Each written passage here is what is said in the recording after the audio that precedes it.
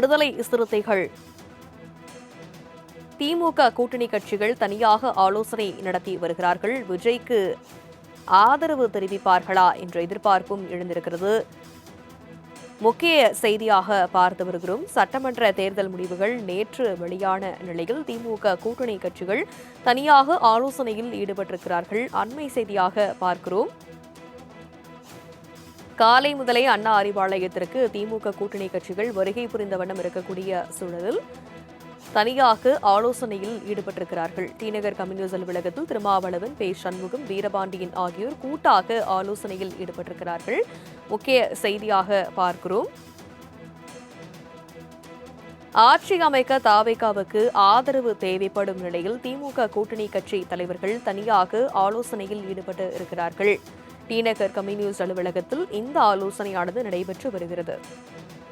விவரங்களை செய்தியாளர் நந்தினி விவரிக்க கேட்கலாம். வணக்கம் நந்தினி. திமுக கூட்டணி கட்சிகள் தனியாக ஆலோசனையில் ஈடுபட்டு இருக்கிறார்கள்.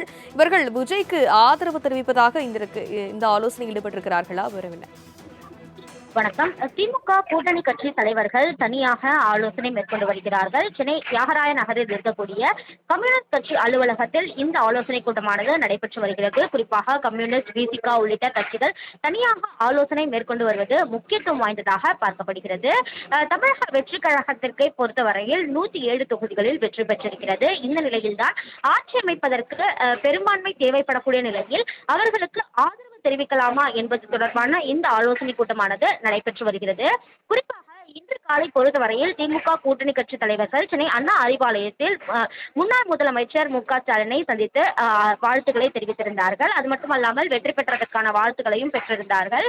இருந்தபோதிலும் கூட காங்கிரஸ் கட்சி சட்டமன்ற உறுப்பினர்கள் அண்ணா அறிவாலயத்திற்கு செல்லாமல் புறக்கணித்தது முக்கியத்துவம் வாய்ந்ததாகவே பார்க்கப்பட்டது. குறிப்பாக காங்கிரஸ் தமிழக வெற்றி கழகத்திற்கு ஆதரவு தெரிவிக்க இருக்கிறதா, அதனால்தான் திமுக தலைவரை சென்று சந்திக்கவில்லையா என்ற பல்வேறு கேள்விகள் எழுந்திருந்தன. இருந்த போதிலும் கூட தற்போது காங்கிரஸ் கட்சியை பொறுத்தவரையில் ஆலோசனை கூட்டத்தை புறக்கணித்துவிட்டு அண்ணா அறிவாலயத்தில் திமுக தலைவரை சந்திக்க செல்வதாக தெரிவிக்கப்பட்டிருந்தது. இருந்த போதிலும் காங்கிரஸ் கட்சி வருவதை அறிந்த திமுக தலைவர் மு.க.ஸ்டாலின் அறிவாலயத்திலிருந்து புறப்பட்டு சென்றிருக்கிறார். இதுவும் அரசியல் வட்டாரத்தில் மிகுந்த பரபரப்பையே ஏற்படுத்தியிருக்கிறது. தமிழக வெற்றி கழகத்தை பொறுத்தவரையில் ஆட்சி அமைக்க பெரும்பான்மை தேவைப்படக்கூடிய நிலையில்தான் பல்வேறு கட்சியை சார்ந்தவர்களும் அவர்களுக்கு ஆதரவு அளிப்பதற்கு வாய்ப்பு இருப்பதாகவே பார்க்கப்படுகிறது. குறிப்பாக காங்கிரஸ் கட்சி, அதே போன்று விடுதலை சிறுத்தைகள் கட்சி, IUML, அதே போன்று கம்யூனிஸ்ட் கட்சி உள்ளிட்டவர்கள் தமிழக வெற்றி கழகத்திற்கு ஆதரவு தெரிவிப்பதற்கான வாய்ப்புகள் இருப்பதாக தகவல் என்பது தொடர்ச்சியாக வெளியாகி வரக்கூடிய நிலையில்தான் திமுக கூட்டணி கட்சி தலைவர்கள் தனியாக ஆலோசனை மேற்கொள்வது தற்போது முக்கியத்துவம் வாய்ந்ததாக பார்க்கப்படுகிறது.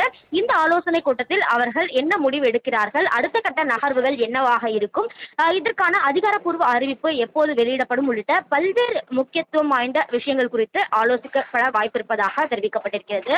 அந்த வகையில் தான் டி நகரில் இருக்கக்கூடிய கம்யூனிஸ்ட் கட்சி அலுவலகத்தில் விசிக கம்யூனிஸ்ட் கட்சியினுடைய தலைவர்கள் தற்போது தீவிர ஆலோசனை மேற்கொண்டு வருவது குறிப்பிடத்தக்கது. விவரங்களுக்கு நன்றி நந்தினி.